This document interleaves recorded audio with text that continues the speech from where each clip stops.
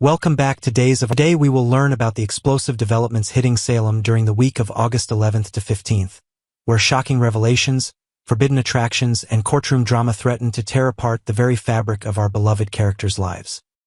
Belle's explosive confrontation and maternal wisdom. The week opens with Belle Black launching into another full-scale verbal assault against E.J. DiMera, her fury reaching nuclear levels as she witnesses his manipulative courtroom tactics firsthand. This isn't just another heated exchange.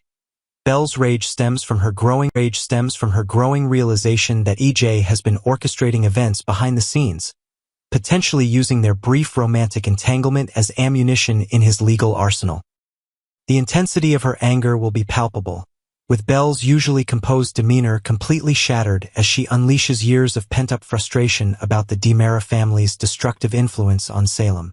Following this explosive confrontation, Belle finds herself in an unexpected position as confidant and advisor to the young couple Tate Black and Holly Jonas. Drawing from her own tumultuous romantic history and the bitter lessons learned from her complicated relationships, Belle will offer the teenagers crucial guidance about navigating love's treacherous waters. Her advice carries extra weight given her current pessimistic outlook on relationships, making her warnings about the pitfalls of young love both poignant and prophetic. Belle's maternal instincts kick into overdrive as she recognizes the dangerous patterns that could destroy Tate and Holly's future happiness. E.J.'s mind-bending hypnosis sessions unveil dark secrets. The psychological thriller aspect of Salem intensifies as E.J. DiMera undergoes another hypnosis session with the skilled Dr. Marlena Evans, desperately seeking to unlock the buried memories of that fateful shooting night. This session promises to be even more revealing than the previous one, where fragmented images of a gun-wielding figure haunted E.J.'s subconscious. The mysterious phrase, "Why didn't you give it to me?" continues to echo in his mind, suggesting a conversation that occurred moments before the trigger was pulled. Marlena's expertise becomes crucial as she carefully guides E.J. through the labyrinth of his traumatized psyche, using advanced therapeutic techniques to piece together the puzzle of that terrifying evening. The session will be fraught with tension as suppressed memories threaten to surface, potentially revealing a truth so shocking that it could destroy multiple families. The growing evidence pointing toward young Rachel Black as the shooter creates an ethical nightmare for Marlena, who must balance her professional obligations with her deep concern for the child's psychological well-being. The Rachel Black revelation, a child's dark secret. The most devastating subplot continues to unfold as mounting evidence suggests that little Rachel Black may be the one who shot E.J. DiMera in a moment of childish confusion or fear. This revelation threatens to shatter not only Brady and Kristen's world but also raises disturbing questions about how a young child could access a weapon and what psychological trauma might have driven her to such an extreme action. The theory gains credibility as E.J.'s recovered memories align with behavior patterns that would be consistent with a confused, possibly frightened child. Rachel's inability to remember the incident could be her mind's natural defense mechanism, protecting her from a memory too traumatic for her young psyche to process. This psychological phenomenon, known as dissociative amnesia, would explain why Rachel appears genuinely unaware of her potential involvement, while still exhibiting signs of underlying distress and behavioral changes that have concerned her parents. Sophia's web of deception grows more complex. The intricate adoption fraud orchestrated by Sophia Choi and Melinda Trask reaches new levels of complexity as Sophia struggles to maintain her elaborate deception while dealing with genuine feelings for Tate Black. Her conversation with Ariana Horton becomes a delicate balancing act, as she must reveal enough about her post-birth struggles to gain sympathy and support without exposing the criminal conspiracy that has placed an innocent baby in an impossible situation. Sophia's emotional state becomes increasingly fragile as she witnesses Tate's heartbreak over being denied access to what he believes is their adopted child. The cruel irony of the situation, that Tate is being rejected by fictional adoptive parents while the real child remains hidden from him, creates layers of psychological torture for both young people. Meanwhile, Melinda Trask continues to orchestrate the deception from behind the scenes, crafting false correspondence from non-existent adoptive parents to maintain the illusion. The ultimate love triangle, Gwen versus Sarah versus Gabby Salem's most explosive romantic battlefield intensifies as Gwen von Leusner boldly stakes her claim on Xander Kyriakis, now that his legal separation from Sarah Horton Kyriakis has been finalized. Gwen's territorial behavior reaches possessive new heights as she publicly marks her relationship with Xander, making it clear to everyone in Salem that she considers him her exclusive property. Her confrontation with Sarah promises to be fierce, with both women wielding their romantic histories with Xander as weapons in their verbal warfare. However, Sarah counters Gwen's possessiveness by pointing out an unexpected rival, Gabby Hernandez, whose frequent flirtations with Xander at the bistro have become increasingly obvious to everyone except perhaps Xander himself. This three-way romantic tension creates a powder keg of emotions, with each woman bringing different strengths and weaknesses to the battle for Xander's heart. Gwen offers passion and understanding of his dark side. Sarah represents stability and shared history, while Gabby brings excitement and unpredictability. Kat and Chad's tender care exchange. The growing connection between Kat Green and Chad DiMera takes an unexpectedly intimate turn as Kat reciprocates Chad's earlier kindness by nursing him back to health after he inevitably contracts her illness.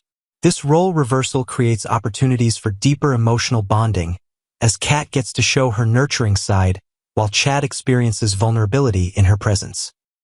Their caretaking relationship becomes a metaphor for the trust and intimacy developing between them, despite the complicated circumstances of their initial meeting. Chad's willingness to risk his health to care for Kat speaks volumes about his growing feelings, while Kat's gentle ministrations reveal a softer side that contrasts sharply with her mysterious past. These quiet, tender moments provide a stark contrast to the chaos surrounding them, creating an oasis of genuine connection in the midst of Salem's perpetual drama. The courtroom drama reaches explosive new heights. Johnny DiMera's trial becomes the epicenter of Salem's most dramatic confrontations as EJ's ruthless legal tactics finally cross the line during his cross-examination of Chanel Dupree DiMera. EJ's willingness to attack his own daughter-in-law in court demonstrates just how far he's willing to go to protect his son, but this calculated cruelty finally pushes Johnny past his breaking point. The moment when Johnny fires his own father as his attorney will be one of the most emotionally charged scenes of the week, representing Johnny's final rejection of his father's toxic influence. The trial's impact extends far beyond the courtroom as Belle and Johnny find themselves united in their shared trauma from EJ's manipulative behavior. Their mutual support becomes crucial as they process the emotional toll of being pawns in EJ's legal chess game, while the stress of the proceedings affects everyone connected to the case. Leo's unexpected jury connection. In a delightfully unexpected twist, Leo Stark discovers that his assigned roommate Adam is not only a potential juror but also a devoted fan of the soap opera Body and Soul, who remembers Leo's memorable performance on the show. This coincidental connection creates both opportunities and ethical dilemmas for Leo, who must navigate the complex boundaries between his personal relationships and the legal proceedings. Adam's enthusiasm for Leo's acting work could potentially influence his judgment as a juror, creating a conflict of interest that could have serious legal ramifications if discovered. The developing friendship between Leo and Adam adds a layer of complexity to an already complicated trial, as Leo must carefully balance his natural desire to discuss his work with the need to avoid any appearance of jury tampering. This storyline promises to explore themes of fame, responsibility, and the unexpected ways that past careers can resurface to complicate present circumstances. This week's episodes promise to deliver the perfect blend of romantic drama, psychological thriller elements, and courtroom intrigue that Days of Our Lives fans crave, with each storyline building toward explosive revelations that will reshape Salem's landscape forever. Next, a familiar taste in a bowl of soup. The late afternoon sunlight spilled lazily through the curtains of Kat's kitchen, painting soft golden streaks across the room. On the worn oak table sat Chad, looking pale and tired, his hair slightly mussed from a restless day. He wore the stubborn expression of a man who didn't like to admit he was sick, the kind of man who would insist he could tough it out, even when his body said otherwise. Kat, dressed in a loose, comfortable t-shirt that hung casually on her frame, stood beside him with a thermometer in hand. She leaned in, her brow creased with concern, waiting for the reading.